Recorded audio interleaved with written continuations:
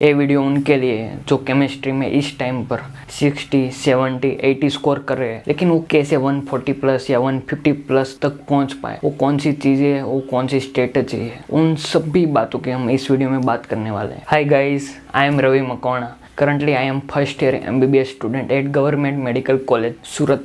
तो चलो बात करते हैं इस वीडियो की। जल्दी से इस चैनल को सब्सक्राइब कर ले, ये वीडियो आपके लिए हेल्पफुल होने वाले। चलो हम शुरू करते हैं। Firstly we are discussing about physical chemistry. Physical chemistry की बात करें तो केमिस्ट्री में 45 क्वेश्चन में से 12 से 15 क्वेश्चन फिजिकल केमिस्ट्री में मिल जाते हैं। और फिजिकल केमिस्ट्री में दो टाइप्स के क्वेश्चन आते हैं। पहला न्यूमेरिकल बेस यानी कि फॉर्मूला बेस, और दूसरा थियोरेटिकल। सबसे पहले फॉर्मूला बेस की बात करें तो एग्जामिनर स्टूडेंट से डीप अंडरस्टैंडिंग चेक नहीं करता, बस वही चेक करता है कि कहाँ कौन सा फॉर्मूला यूज करना है। बस सारे फॉर्मूला आपकी टिप पर होने चाहिए, इसलिए आप फॉर्मूला शीट में सारे फिजिकल केमिस्ट्री के फॉर्मूला एक जगह पर लिख लो, जिससे वही चीज आपको लास्ट में काम आएगी। और ये सारे फॉर्मूला हर रोज रिवाइज करना है। सेकेंडली थियोरेटिकल टाइप क्वेश्चन के लिए एक अच्छी और एडवांस लेवल की बुक NCERT ही है। और आपको फिजिकल केमिस्ट्री में NCERT लाइन टू लाइन पढ़ने की जरूरत नहीं है, बस सारे चैप्टर के कुछ टॉपिक ही आपको NCERT से पढ़ने। जैसे कि 11th में थर्मोडायनेमिक्स, जो वहीं से ही उठता है, थियोरेटिकल क्वेश्चन मोस्ट प्रोबेबली वहीं से ही निकालते हैं। फिर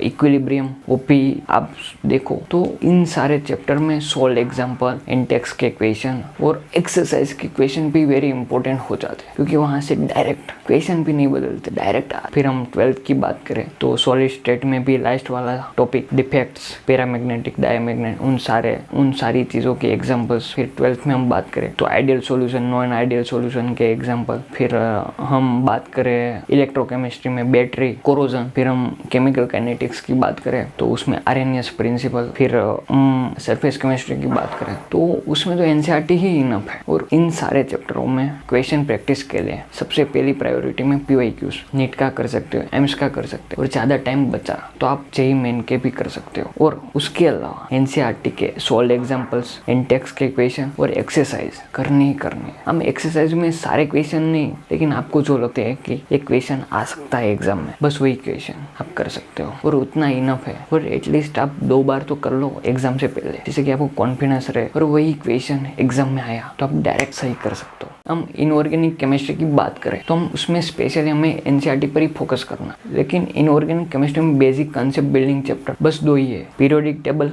and chemical bonding. And most of student ने ये चैप्टर पढ़ भी लिए होंगे, यानी कि आपका 50% कंसेप्ट क्लियर है इनऑर्गेनिक केमिस्ट्री के लिए। बस आपको अभी दिक्कत याद रखने में होती होगी कि कैसे उन सारी चीजों को हम याद रखें। जैसे कि हम ब्लॉक केमिस्ट्री की बात करें, SPD तो S 11 का P, 12 का P और DF में हमें एक्सेप्शनल ऑर्डर और रिएक्शन के लिए हमें एक शॉर्ट नोट बनाने की जरूरत है कि वो सारी चीजें हम एक जगह पर लिख लें और जितना हो सके हम हर रोज देखें, तभी वो चीजें आपको याद रहेगी। वरना आप आज पढ़ोगे तो 2 दिन बाद भूल जाओगे, आज पढ़ोगे 1 दिन बाद भूल जाओगे। यानी कि आपको सब चीजें आपको बार बार पढ़ने की जरूरत है। D&A ब्लॉक वाला चैप्टर NCERT में थोड़ा कॉम्प्लिकेटेड वे में दिया है, तो I would like to suggest you कि आप ये चैप्टर सर की नोट से पढ़े, तो आप आराम से समझ पाओगे, आराम से चीजों को याद रख पाओगे। कोऑर्डिनेशन कंपाउंड वाला चैप्टर वो भी इजी है। लास्ट में हाइड्रोजन वाला चैप्टर, मोस्ट ऑफ स्टूडेंट ये चैप्टर को इग्नोर या स्किप करते हैं, लेकिन इसमें से एक क्वेश्चन आता ही आता है, इसलिए हमें स्किप नहीं करना है। और हम क्वेश्चन प्रैक्टिस की बात करें तो सबसे पहले PYQs,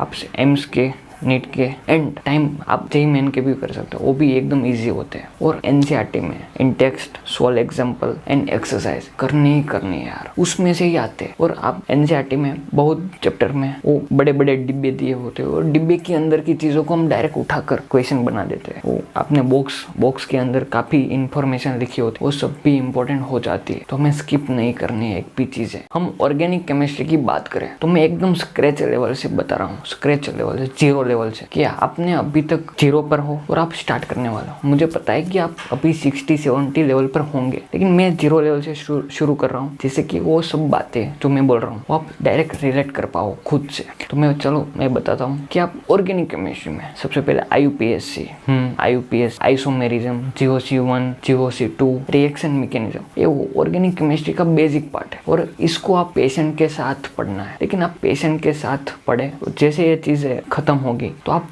ऑर्गेनिक केमिस्ट्री को आप समझ लोगे कि क्या है, क्या क्या चीजें अंदर है, वो सब चीजें। फिर 12th में आपको सब कुछ समझ में आ जाएगा। फिर आपको दिक्कत कहाँ होगी? याद रखने में, क्योंकि चीजें आपको याद रखनी है, पहले समझनी है एंड देन याद रखनी है। तो आप ऑर्गेनिक केमिस्ट्री में जब समझने के लिए ये चैप्टर मैंने बताया, बेसिक चैप्टर, वो आप करोगे। उसके बाद दिक्कत होगी याद रखने के लिए। उसके लिए आप name reaction and famous reaction के लिए एक कॉपी बनाओगे। सारी ऑर्गेनिक केमिस्ट्री की सारी reaction, name and famous reaction एक ही जगह पर लिख लेनी है, जिससे कि आप आराम से चीजों को याद रख पाओ और एग्जाम से पहले सारी चीजें आपको याद हो जाएगी। और जिस दिन याद हो गई ना, फिर आपको अपने आप इंटरेस्ट आने शुरू हो जाएगा, आपको मजा आएगा ऑर्गेनिक केमिस्ट्री में भी। क्योंकि मुझे पता है काफी लोगों को डर लगता है, क्योंकि जब तक आपको ये चीज याद नहीं है तब तक ही है। एक बार आपने ये चीजों को याद रख लिया, फिर तो मजे ही मजे आएंगे। ऑर्गेनिक केमिस्ट्री में क्वेश्चन प्रैक्टिस के लिए सबसे पहले प्रायोरिटी में PYQs मस्ट है, कर कर ही जाना एग्जाम से पहले। और सेकंड प्रायोरिटी में है NCERT के 16 examples and text and exercise के पीछे कन्वर्जन दिए। I think hydrocarbon,